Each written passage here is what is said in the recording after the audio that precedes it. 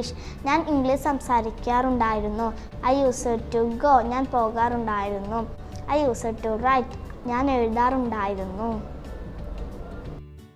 She used to call me. അവൾ എന്നെ വിളിക്കാറുണ്ടായിരുന്നു.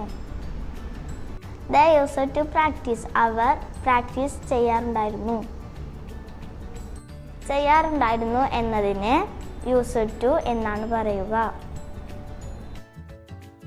അതുപോലെ ചെയ്യാറുണ്ടായിരുന്നില്ല എന്നതിന് ഡിഡ്ന്റ് യൂസ് ടു എന്നാണ് പറയുക.